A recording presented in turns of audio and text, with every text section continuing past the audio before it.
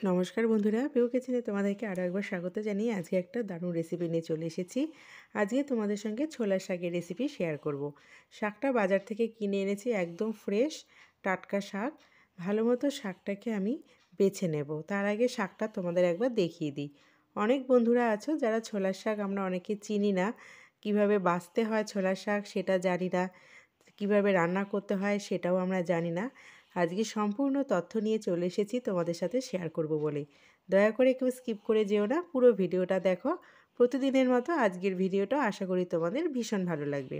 ছোলার শাকটা আমার বাছা হয়ে গেছে, আমি ধুয়ে নিয়েছি। আর ছোট ছোট করে আমি একটা আলু কেটে নিয়েছি। কড়াই বসিয়ে দিয়ে তেল গরম করে নিয়েছি।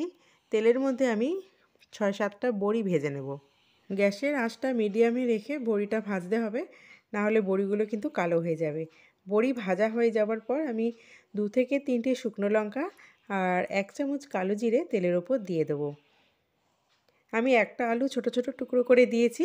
আলু বড়ি দিয়ে ছোলার শাক এইভাবে বাড়িতে একবার বানিয়ে দেখো, এই শীতের সময় দারুণ টেস্ট লাগে। এক থালা ভাত কিন্তু এই শাক ভাজা দিয়ে তোমরা খেয়ে নিতে পারবে। এখন দেখো আমার শুকনো লঙ্কা আর কালো জিরেটা ভাজা হয়ে গেছে। আমি যে আলুটা কেটে রেখেছিলাম সেই আলুটা দিয়ে দিচ্ছি তেলের ওপর। এখন পরিমাণ মতো হলুদ আর স্বাদ মতো লবণ দিয়ে আলুটাকে মিডিয়াম আঁচে আমি ভেজে নেব, ঢাকা দিয়ে দিয়ে। বেশি হাই আঁচে ভাজবো না, তাহলে আলুটা কিন্তু খুব তাড়াতাড়ি কালো হয়ে যাবে। বন্ধুরা, আজকের এই রেসিপিটা যদি তোমাদের ভালো লেগে থাকে, পুরো ভিডিওটা দেখার পর লাইক করো, কমেন্টস করে জানিও। আর যদি নতুন কোনো আরও রেসিপি জেনে থাকো ছোলার শাকের, সেটাও আমাকে কমেন্টসে জানিও।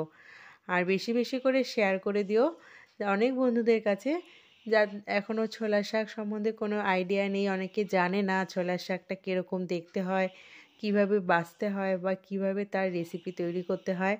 আমাদের অনেক বন্ধুই কিন্তু জানি না আমরা যে ছোলার শাক কীভাবে তৈরি করতে হয়। তো আশা করি আজকের এই ভিডিওটা প্রত্যেকেরই ভীষণ উপকার হবে বা ভীষণ কাজে লাগবে। দেখো বন্ধুরা, আমার আলুটা কিন্তু সেদ্ধ হয়ে এসেছে।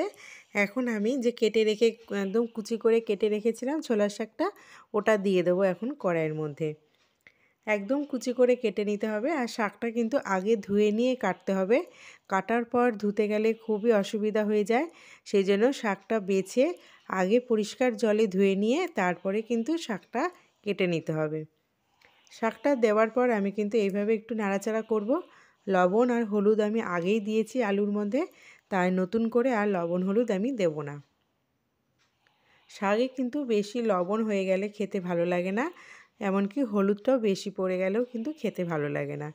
2-3 মিনিট একটু চাপা দিয়ে রেখেছিলাম যাতে শাকটা একটু নরম হয়ে আসে। শাকটা দেখো অনেকটা নরম হয়ে এসেছে। আমি গ্যাসের ফ্লেমটাকে মিডিয়ামে রেখে কিন্তু নাড়াচাড়া করছি। আমি যে আগে থেকে বড়ি ভেজে রেখেছিলাম ওই বড়িটা এবার আমি এখানে দিয়ে দেব। শাকটা ভাজা হয়ে যাওয়ার পরই কিন্তু বড়িটা দিলে খেতে খুব ভালো লাগে। আর হাত দিয়ে ভেঙে ভেঙে বড়িটা এইভাবে দিয়ে দেবে, চারিদিকে ছড়িয়ে, দেখবে বড়িটা কিন্তু খেতে খুব ভালো লাগে। যখন ভাতটা খাবে শাক দিয়ে মুখের মধ্যে বড়ির কামড়গুলো পড়বে, খেতে দুর্দান্ত লাগে। এইভাবে একবার বাড়িতে বানিয়ে দেখো বন্ধুরা, খুব ভালো লাগে খেতে। এবং ছোলার শাক আলু বড়ি দিয়ে এইভাবে ভাজা এই শীতের সময় বাড়িতে একবার বানিয়ে দেখো, ছোট বড় প্রত্যেকেই কিন্তু ভীষণ মজা করে খাবে। আজকের রেসিপিটা যদি তোমাদের ভালো লাগে বন্ধুরা, অবশ্যই লাইক করো, শেয়ার করো, কমেন্টস করে জানিও। আর চ্যানেলটি যদি সাবস্ক্রাইব করা না থাকে, চ্যানেলটি সাবস্ক্রাইব করে পাশে থাকা বেল আইকনটি প্রেস করে রেখো, যাতে এই রকম নতুন নতুন ভিডিও আপলোড করলে সবার আগে তোমাদের কাছে পৌঁছে যেতে পারে। আমার সঙ্গে থাকার জন্য ধন্যবাদ জানিয়ে রেসিপিটা এখানেই শেষ করছি।